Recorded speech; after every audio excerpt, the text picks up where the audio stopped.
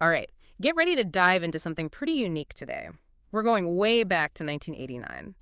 And yeah, I know what you're thinking. A prospectus for Yorkshire Water Pliec, not exactly the most thrilling read, right? You might think that at first glance, Yeah. but trust me, this document is a real treasure trove. It's not just some dry company report. This was Yorkshire Water stepping onto the world stage. Like their big debut. Exactly. The UK was privatizing its water industry, and this prospectus was their way of saying, hey, world, check us out. We're ready to make a splash. So it's like we're getting this behind the scenes look at a region's entire water system right as it's going through this massive change. That's it. And, even though prospectuses can be a bit, well, boring, this one's packed with all sorts of fascinating details. Like, how did they actually make a water company work? What were the challenges they faced? And, maybe even some juicy investment tidbits along the way. So what's the mission for us today? What are we looking to pull out of this historical document? Well, our goal is to unpack the most interesting and important bits. We'll figure out how Yorkshire Water operated, how they kept the water flowing for millions of people, and what those early investors were looking at. We're going to see how they managed everything, right? From where they got the water to treating it to, dealing with all that wastewater and those old pipes everyone's always talking about. Exactly. It's going to be a wild ride. Yeah. So maybe we should start with the basics. What exactly was Yorkshire Water's business back then? Yeah, good point. Let's set the stage. They were the big guys for water and sewerage services. We're talking 4.5 million people across Yorkshire and parts of Humberside. Imagine that responsibility, keeping all those people hydrated and, well, flushed. Yeah, 4.5 million. That's a lot of folks depending on them. It's mind-boggling when you think about the sheer scale of it. Right. It's massive. Yeah. And just to add a bit more context, the Yorkshire Water we know today, well, it actually came about in '89. That's when the government decided to privatize the water industry. Oh, so before that, it was all run by the government.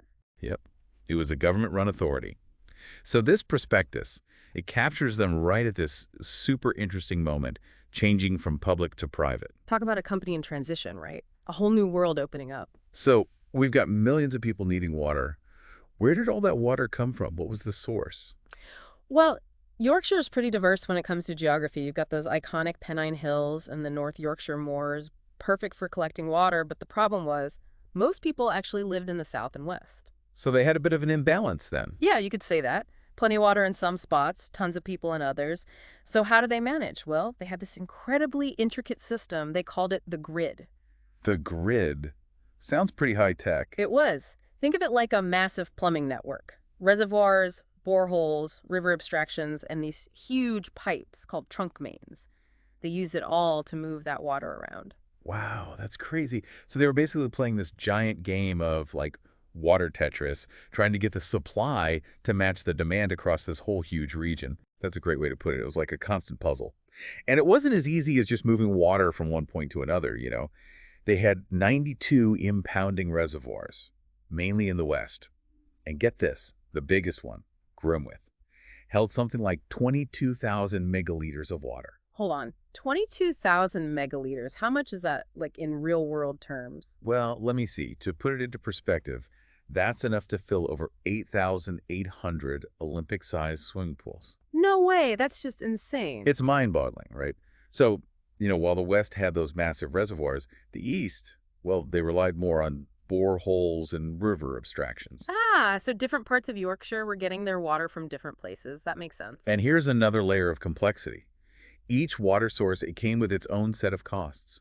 For example, using water from rivers was significantly more expensive than drawing from reservoirs. Oh, so it wasn't just about having enough water. It was about managing costs, too, finding that balance between different sources. You got it. It was all about balancing the books while keeping the taps flowing. Speaking of keeping things flowing, did they talk about drought concerns back then in '89? Was that already on their radar? Yeah, even way back then, they knew drought was a potential issue. The document actually talks about the possibility of needing those hosepipe bans and water restrictions during dry spells. Yeah. Like we see sometimes today. It's almost like some things never change, right? The worry about having enough water, especially when the weather's unpredictable. It's a constant challenge. So we've got this incredibly complex system for collecting water. But the next question is, how do they make sure that water's actually clean and safe to drink? Right. We don't want to be drinking straight from the reservoir no matter how beautiful it looks. Exactly. And that's where the treatment process comes in. Hold on to your hats because they had 163 water treatment works. Can you believe that?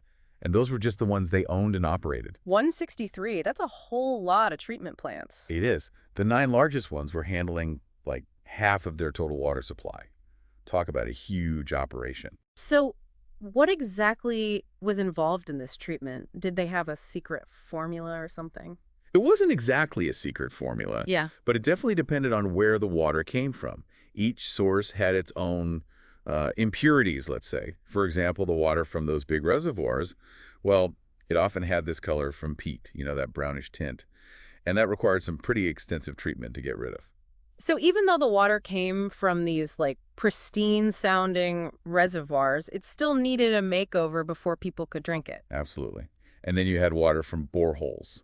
That was usually a bit better quality, so it didn't need as much treatment. Ah, so borehole water was like the VIP of water sources.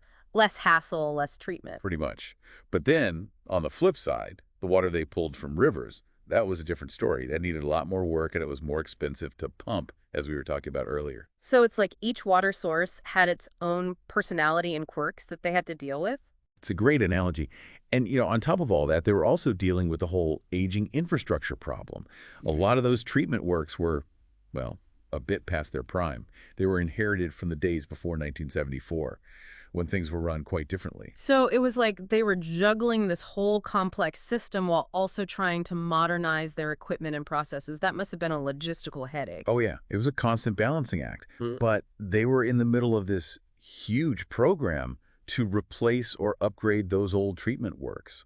It was all part of this push to, improve water quality and meet those new regulations that were coming into effect. It sounds like delivering clean, safe water was way more complicated than just, turning on the tap.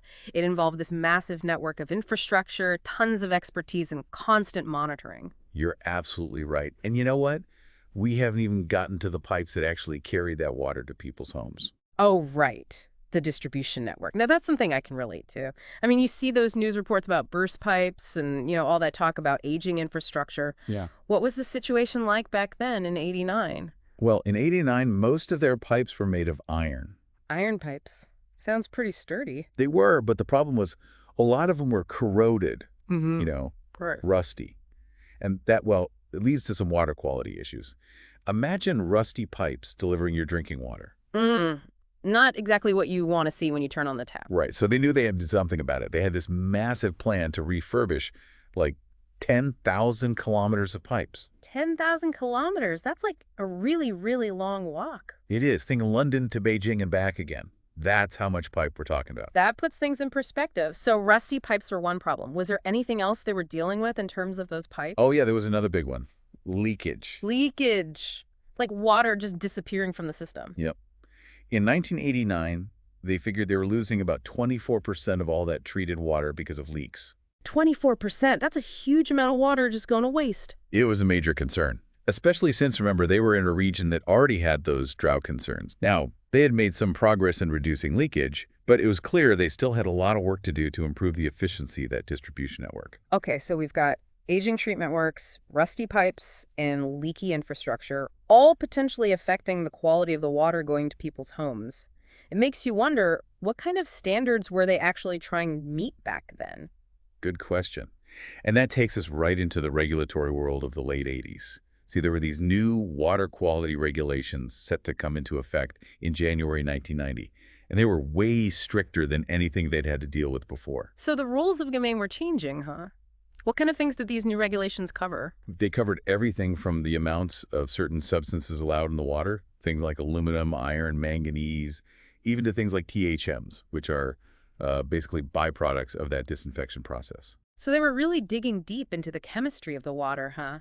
Making sure it was up to snuff. You got it. And the stakes were high. I mean, some of those new regulations were like absolute. One failed sample, just one, could mean a potential breach. Wow, zero tolerance.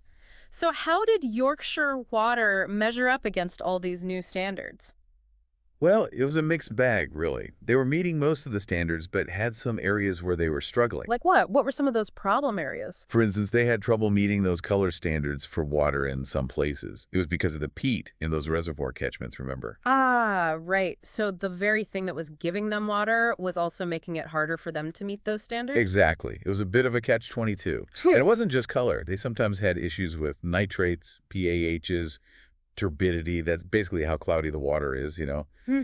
And even pesticides were popping up in some samples. Yikes, that doesn't sound too good. Well, it was a challenge, for sure. They were dealing with all these different water quality issues, and each one needed its own solution. So it wasn't a one-size-fits-all approach to water quality. Definitely not.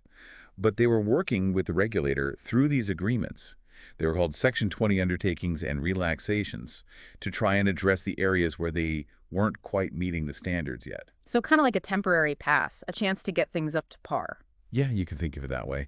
And they had a lot of these agreements in place. So, it was clear they had a lot of work ahead of them to achieve full compliance. Okay, so it sounds like they had their hands full with getting that clean water treated and distributed. But what about the other side of the coin? All that wastewater. How did they handle all that? The not so glamorous but absolutely essential part of the water cycle. Well, their sewage system, it was largely developed back in the mid-19th century. It was this massive network, mostly made up of what we call combined sewers. Combined sewers. What does that mean? It means the same pipes carried both sewage and rainwater. It was the standard way of doing things back then. And we're not talking small amounts here. This system was handling, on average, 1,800 megaliters of wastewater every single day. Every day. That's an incredible amount. What about all the waste from businesses and industries? Yeah, that too. About 8% of that wastewater was actually trade effluent, stuff from businesses and factories. So they were dealing with a real cocktail of waste, huh? Did they have a plan for keeping all that from backing up, so to speak? Well, they had a system for prioritizing maintenance. They categorized their sewers as either critical or non-critical. So I'm guessing those critical sewers got the VIP treatment? Exactly. Those were the main arteries of the system, the ones they absolutely couldn't afford to have fail. The non-critical ones, well, they only got attention when problems popped up. It was a way to focus their limited resources on the most vital parts of the system. Makes sense. Triage for sewers.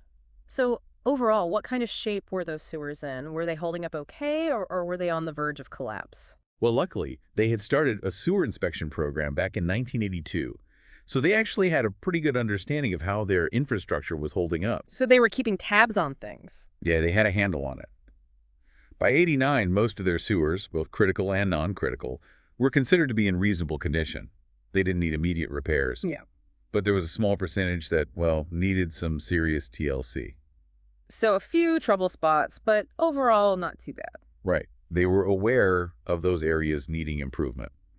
But let's move on to how they actually treated all that wastewater before, sending it back out into the environment. Right. We can't just dump all that back into the rivers and the sea, can we? Of course not. That's where those 637 sewage treatment works come in. Wait, 637? That's even more than the water treatment plants. Yeah, sewage treatment was a huge part of their operation. Yeah. In 1989, they were treating about 91% of the wastewater from the people connected to their system. Okay, that's good. So what about the other 9%? Where did that go? That was discharged directly into tidal waters. Directly into the ocean. Really? Yep. Things have definitely changed since then. You can say that again. So let's go back to that 91% that was treated. What did that process involve? Mostly they used conventional methods, those standard techniques for sewage treatment. But in some cases, they had to add extra steps, what they called tertiary treatment. Tertiary treatment sounds fancy. It was. It was all about making that water even cleaner before it was released. And they talked about a big challenge dealing with all that industrial effluent, especially from the textile and chemical industries that were big in West Yorkshire. Ah, so the stuff coming from factories and stuff. Exactly. It was a different beast altogether. And they were always on the lookout for better ways to treat that wastewater. One thing that popped up was their use of sludge incinerators. Sludge incinerators. They were burning the sludge. Yep. Burning it was much better than just dumping it in a landfill. And get this, some of those incinerators could even generate electricity. Wow. Turning waste into energy. Talk about efficient. But were all these treatment processes actually good enough to meet the environmental standards back then? Well, that's where things get a little tricky. They had all these different types of discharge consents, permissions to release treated wastewater. And some had specific limits for pollutants, while others were more uh, descriptive, let's say. So, like, some were really strict and others were more flexible. Yeah, kind of. And it turned out that about 23% of their discharges weren't actually meeting those numerical limits in the year leading up to the prospectus. So they had some work to do to improve their compliance, huh? Yeah, definitely. And it wasn't always easy to figure out if they were meeting those standards or not. They had to use these things called lookup tables to interpret the data. And sometimes, well, the regulator could interpret things differently. It added a whole layer of complexity. That's like a bureaucratic maze. It could be. And on top of that, they had 12 sewage treatment works that Mhm. were, let's just say they were on the regulator's watch list. They were at risk of breaching those even stricter upper tier quality conditions. So they were walking a bit of a tightrope there, trying to keep the regulator happy while managing this complex It system. was a constant balancing act, that's for sure. Mm. But what about that sludge, the stuff left over after the treatment process? What happened to all that? Yeah, what did they do with that? It's not like you can just sweep it under the rug. Right. Well, they had a few different ways of handling it. In '89, they were spreading about 51% of it on agricultural land, Mm. basically using it as fertilizer. Then 31% went to landfills, 13% got incinerated, and believe it or not, the remaining 5% was actually dumped at sea. Dumped at sea. Seriously. Yep, they had a special license for it from the Ministry of Agriculture, Fisheries, and Food. But even back then, they knew that method might be phased out, you know, probably leading to more reliance on incineration or something else. It's like they were constantly adapting to changing regulations and trying to find more sustainable solutions. That's the name of the game in this business. Always evolving. And what about those discharges directly into the sea and estuaries? That seems kind of risky, even for back then. Yeah, I was wondering about that. Well, they had 31 outfalls discharging untreated sewage and another 16 with partially treated sewage. So some of it was just going straight into the water. Unfortunately, yeah. And they noted that 6 out of the 22 designated bathing waters in their region weren't meeting those EC standards. They acknowledged that those untreated discharges might be playing a role in that. So even back then, they were starting to understand how those discharges could affect the environment, especially those areas where people swim and stuff. Yeah, they were. And they were already taking steps to address it. They were building new treatment plants and improving existing ones to reduce that untreated sewage. For instance, a new plant with a long sea outfall was already under construction in Scarborough. They had other plans too for coastal towns like Withersea, Flamborough, and Robin Hood's Bay. So it sounds like they were juggling a lot: aging infrastructure, tighter regulations, and growing concerns about those environmental impacts. But they were also putting their money where their mouth was, investing to try and address those issues. Exactly. They had a plan. It's called the K Investment Program, and it was a big one. All right, let's talk about this K investment program. What was that all about, and what was this K thing? Well, K was short for a special adjustment factor. They added it to the retail price index, the RPI, which basically measures inflation. So it was like a way to adjust for rising costs? Yeah. This K factor, it let them increase those customer charges by a percentage on top of inflation. And that's how they plan to fund all those big improvements. So it was basically a built-in mechanism to raise prices. Well, you could put it that way. But the point was to fund those much-needed investments. And we're not talking small change here. Right, how much were we talking about? Over the 10 years, ending in March 2000, they estimated spending a whopping, wait for it, $2,420 million. 2,420 million. Whoa, that's serious money. And where was all that cash going to be spent? They had it all mapped out. Water resources, treatment, distribution that included those pipe replacements we talked about, sewerage and sewage treatment. Basically a complete system overhaul. A top-to-bottom makeover for their whole operation. Exactly. But of course, they were upfront about the fact that these were just estimates. I mean, with any big plan, especially one dealing with something as complex as water, there are bound to be some unexpected twists and turns, right? Absolutely. They Yeah. acknowledge that. It's like trying to predict the weather 10 years in advance. Speaking of twists and turns, they mentioned something called a specific K adjustment. What was that about? That was an important part of the system. It acknowledged that sometimes you just need to spend more than you planned. Unexpected things happened, new issues pop up. So if that happened, they could apply to adjust that K factor upward. So they could potentially raise prices even more. Yeah, they could prove it was absolutely necessary. It was a way to give them some flexibility, but also protect customers from those unnecessary price hikes. Exactly. It was all about striking that balance. So they were walking a tightrope, trying to attract investors while also reassuring everyone that those water bills wouldn't skyrocket overnight. It was a delicate dance, that's for sure. But, it shows how this whole regulatory framework was designed to find a middle ground, making sure that Yorkshire Water could do what they needed to do while also keeping customers in mind. It all comes back to that balancing act, ensuring Yorkshire Water had the funds to invest and improve while also keeping water affordable. It was a balancing act indeed. All right, so we've got a pretty good overview here. Their business, the state of their infrastructure, and how they were going to tackle those big financial challenges. But before we wrap up, let's talk about their financial performance before privatization. What were the numbers looking like? Ah, yes. Let's dive into the money talk. It's actually a pretty interesting story. All right, hit me with those numbers. What was their financial picture like before they took this big leap? Well, we have to remember at that time, they were still under government control, right? And they had specific financial targets they had to meet. So their performance might not have been a true reflection of how a private company would have operated. Exactly. It was a different ballgame. But still, there are some interesting things to note. For instance, despite investing more in infrastructure, they actually managed to reduce their operating costs. Well, when you adjust for inflation, that is. So they were actually getting more efficient, doing more with less. You could say that. And there was another big shift. They were relying less on external funding and using more of their own money, internally generated funds, for those big capital expenditures. So they were becoming more self-sufficient. Yep, like they were preparing to stand on their own 2 feet. But then they introduced this thing called pro forma financial information. Pro forma. That sounds a bit technical. It is a bit. Think of it like a what-if scenario. Yeah. It's like peering into a crystal ball and seeing what their financials would look like if they're already a private company, with a new capital structure. So they were giving those potential investors a glimpse into their possible future. Exactly. This pro forma info factored in things like removing those government loans and adding the cash they expected to get from selling shares. So they were showing investors what they could achieve financially once they were free from the government's grip and had this fresh influx of cash. That's the idea. Mm. And according to their projections, their profit, based on their unadjusted figures, was going to be at least £54 million. But when you look at those pro forma numbers, well, that profit jumped to at least $98 million. Whoa, that's more than double. Why such a massive difference?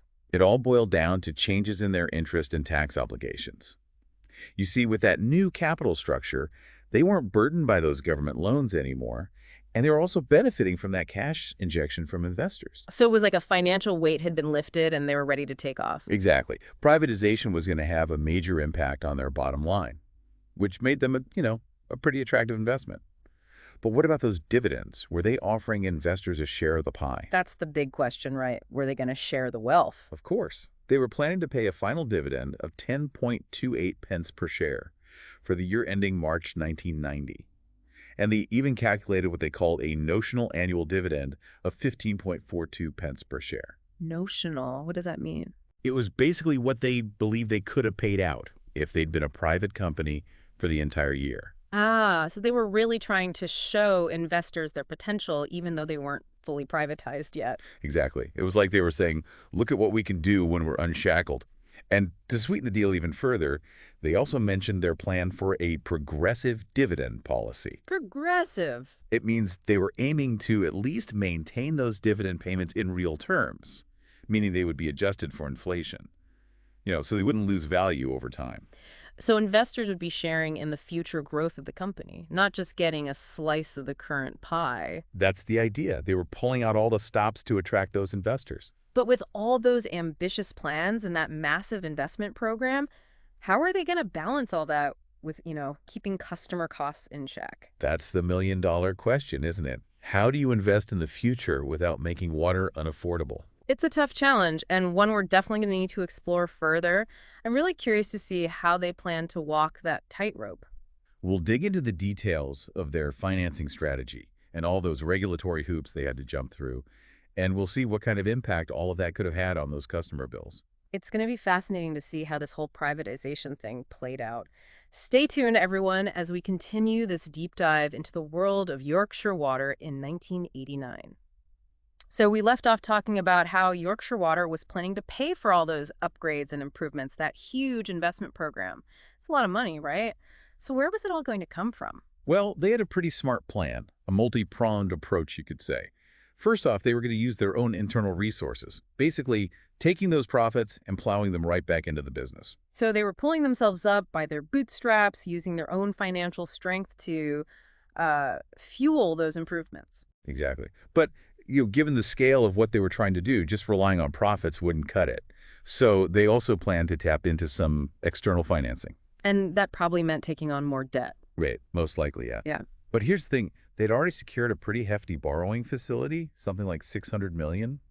That was available until September 1995. It gave them a nice cushion to get those big projects rolling. 600 million. That's a lot of borrowing power.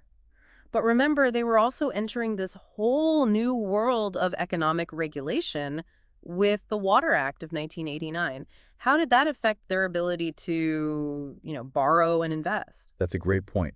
The Water Act, it was all about striking a balance. It had to work for the water companies and the customers. The whole point was to prevent those companies from just borrowing recklessly and then, jacking up prices to cover their debts. Right. So it was like a safety net for customers, making sure they wouldn't be on the hook for any irresponsible spending sprees. You got it. The Water Act recognized that, yeah, these companies needed to invest, but it also had to protect people from unreasonable price increases. It sounds like a pretty delicate balancing act. How did that actually work? That adjustment factor tied to the retail price index. Hmm. It basically set the limit on how much they could increase charges above inflation. Right. So it was that lever that allowed them to raise prices to fund those improvements. But it wasn't a free-for-all, right? Oh, no, not at all. The Water Act, it gave the Director General of Water Services, who was basically the regulator, the power to review and adjust that K factor. So Yorkshire Water couldn't just raise prices whenever they felt like. Not a chance. They had to justify those increases to the regulator. So it was like a checks and balances system then. Exactly. The Director General, their job was to make sure those price increases were legit, in the best interests of both the company and the customers. So Yorkshire Water couldn't just say, hey, we need more money, so everyone's bills are going up. They actually had to prove it was necessary. Yep, they had to make their case. They had to show those investments were necessary, cost-effective, and that they would lead to, better water and sewage services for everyone. So there's this element of transparency and accountability built into the system. Exactly. That was the whole idea. And, in the prospectus, they go to great lengths to assure potential investors that, hey, this regulatory framework, it's not going to stop them from making money. So they were walking a fine line, trying to attract those investors with the promise of profits, while also making sure the public didn't feel like they were getting, taken for a ride. You nailed it. They had to show they were committed to responsible investment, but also highlight that potential for growth and returns, to make buying their shares worthwhile. It's amazing how this document, it reveals so much more than just the technical side of running a water company. It shows us those political and economic forces at play during this whole privatization wave. Absolutely. It's a snapshot of a really important moment in history, Mm. a time of big changes, moving from public to private, Right. and all the challenges and complexities that came with that shift. And speaking of challenges, earlier we were talking about some of the specific water quality issues they were facing, struggling to meet those color standards in certain areas. Right. Remember how the source of their water sometimes worked against them? That was a perfect example. Yeah. That peat in some reservoir catchments, it was releasing color into the water, making it look brownish. Right. So it wasn't dangerous to drink, but it didn't look so great coming out of the tap. It was more of a visual thing than a safety thing. But treating that color, that can be a real pain and costly, too. Yeah. It requires some pretty specialized techniques to remove those organic compounds. They also mentioned having some issues with nitrates, right? And I know that's a much bigger concern, especially for young children. Oh, yeah, nitrates are definitely a worry. If the levels in drinking water get too high, well, it can be really bad for infants. So where were those nitrates coming from? Was it something in the water sources themselves? They actually pointed the finger at agricultural runoff. You see, fertilizers used in farming, well, they could leach into those water sources and push up those nitrate levels. So it's like Even if their treatment plants were doing a good job, the problem was starting further upstream, literally. Exactly. It just shows how everything's connected. They were already dealing with the impact of human activities on water quality, even back then. It's a reminder that managing water, it's not just about those pipes and treatment plants. It's about how we use the land and what we do on it. It's all part of a bigger picture for sure. Hmm. And then there was the issue of lead showing up in some water samples, Hmm. which, as you know, is a really serious health risk, particularly for kids. Lead contamination, that's scary stuff. Where was that lead coming from? It couldn't have been from the reservoirs, right? No, not the reservoirs themselves. The culprit was those lead pipes that were still being used in some parts of their distribution network. Ah, those pesky pipes again. You got it.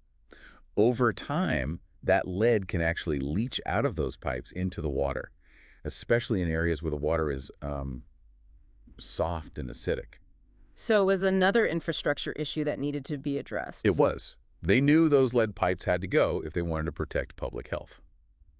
But replacing them, well, that was a huge undertaking, considering just how vast their distribution network was. So it's like they had all these water quality challenges coming at them from different angles, each one needing a unique solution, not to mention a lot of money to fix. Yeah, it was a constant struggle trying to improve water quality while keeping costs down and meeting those ever stricter regulations. But even with all that going on, they were also doing some pretty cool, innovative things. Oh, that's great. Tell me more about these innovations. Were they like testing out any new groundbreaking technologies? One thing that stood out was their research into using membrane technologies for dewatering sludge. Okay, hold on. Membrane technology, dewatering sludge. Break that down for me. Okay, so imagine a really, really fine filter that can separate different components of a liquid. That's basically what a membrane does. And in this case, they were looking at how to use those membranes to suck the water out of sludge, basically. Ah, so it's like squeezing the water out of a sponge. Why was that so important? Well, if you get rid of that water, you're left with less sludge, right? Which means it's easier and cheaper to dispose of. Right, less volume equals lower costs. Makes sense. So they were trying to get rid of the water before they got rid of the sludge. Exactly. And they even had this prototype plant using this technology at one of their water treatment works. It shows they were serious about, trying to make their operations more sustainable and efficient. Didn't they also mention testing out something called the Cirroflock process at one of their big treatment plants? Yes. The Cirroflock process. Now, that's a cool one.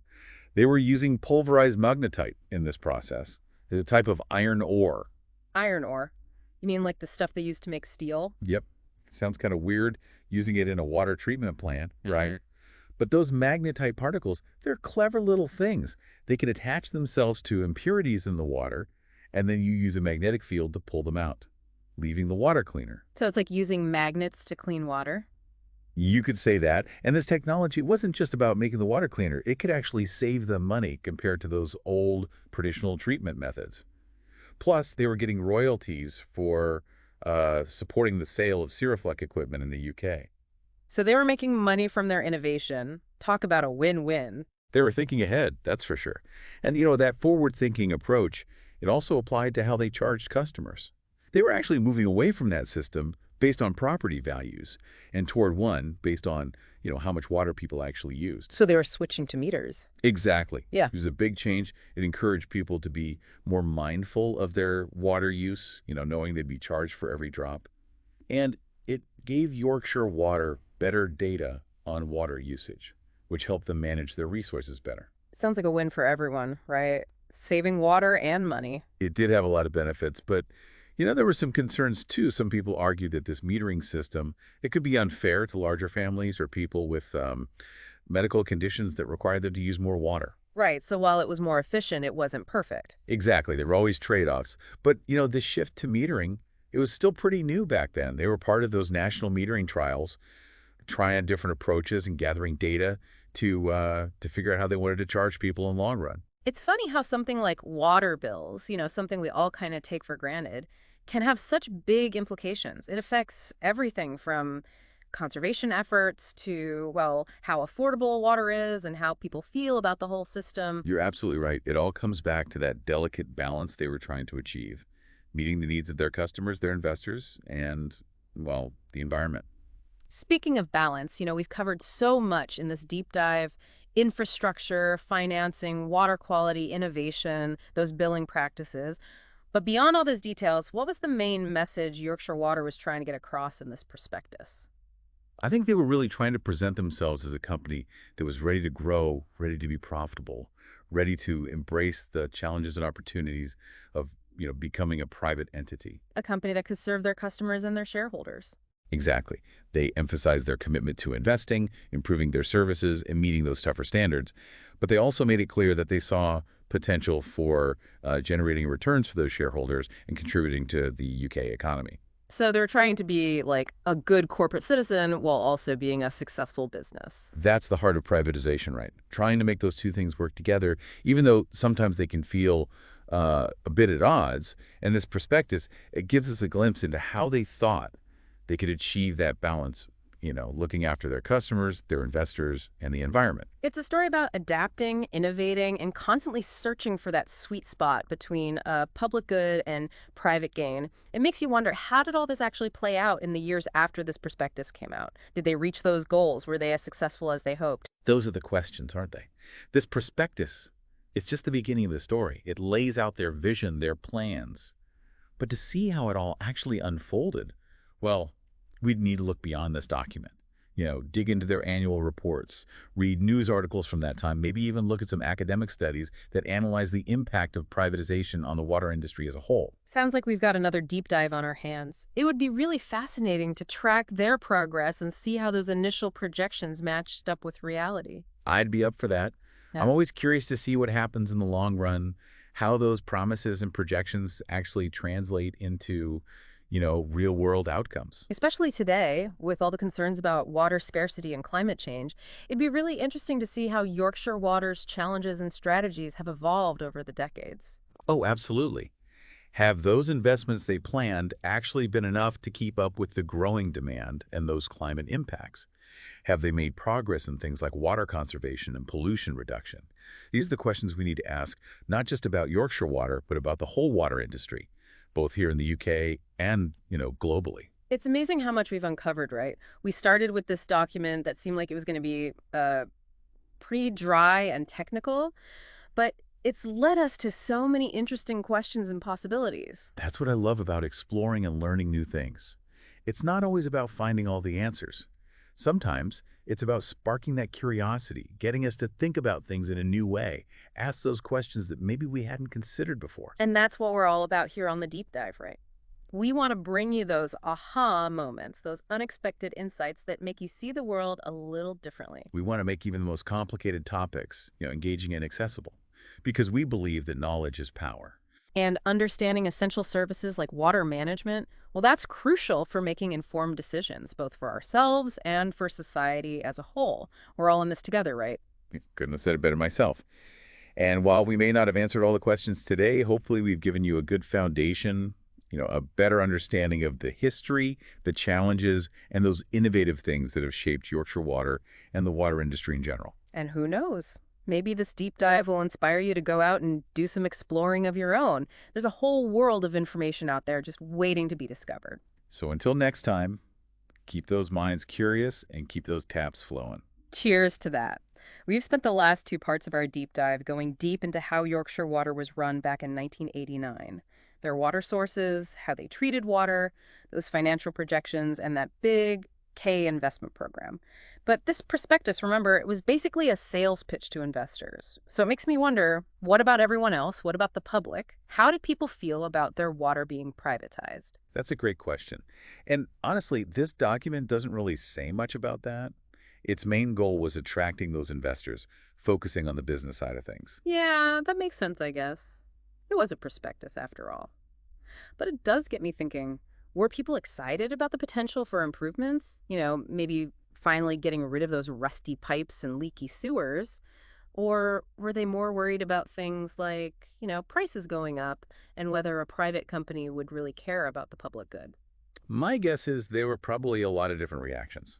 Like with any big change, some people were probably happy about the potential for more investment and efficiency. Right, especially with those water quality issues we talked about. Having a company with the resources to tackle those problems, it probably seemed like a good thing to a lot of people. Yeah, for sure. But then you can also see why others might have been a bit skeptical, right?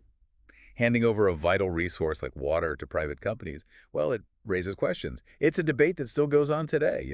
Finding that balance between ensuring everyone has affordable, reliable water and, the realities of running a complex and expensive business, it's tricky. Definitely.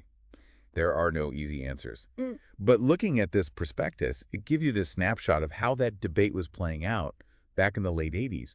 It's interesting to see how some of those same conversations are still happening today. It makes you realize that these issues, they've been around for a while. It's not just a recent thing. Exactly. It's all part of a larger historical context. Another thing I was thinking about was, how did Yorkshire Water actually do after this prospectus? Did they hit those financial targets? Did they deliver on all those improvements they were promising? That's where things get really interesting. This prospectus, it's just the first chapter, really. It lays out their vision and their plans, but to really see how those plans played out, we need to look beyond this document. So we need to, dig into their annual reports, maybe look at some news articles from that time, see what people were saying. Exactly. And maybe even some academic studies that looked at, how privatization impacted the water industry as a whole. There's a whole other story waiting to be told there. It sounds like a potential follow-up deep dive to me. It would be amazing to track their progress and see how those initial projections matched up with what actually happened. I'm totally game for that. I'm always curious to see, the long-term effects of these big decisions, how those early promises translate into actual results. And especially now, with all this talk about water scarcity and climate change, it'd be fascinating to see how Yorkshire Water has adapted over the years, what challenges they've faced. Definitely. Like, have the investments they laid out in this prospectus been enough to keep up with growing demand and those climate impacts? Hmm. Have they done what they said they would when it comes to water conservation and reducing pollution? These are important questions to ask, not just about Yorkshire Water, but about, the whole water industry, both here and around the world. It's amazing how much we've learned, right? Starting with this document that, honestly, seemed kind of boring at first. But it's opened up all these new questions, new ways of thinking about these things. That's the power of curiosity, right? It's not just about finding all the answers. Sometimes it's about those aha moments, those unexpected things you discover along the way. And those are the moments we live for here on the Deep Dive. We want to bring you, our listeners, those thought-provoking insights, those new perspectives that make you go, I never thought about it that way before. Exactly. We want to take even the most complex topics and make them, interesting and easy to understand because we truly believe that knowledge is power. And, understanding essential services like water management, it's so important. It helps us make informed decisions, both as individuals and, as a society. We all have a part to play in this. Well said.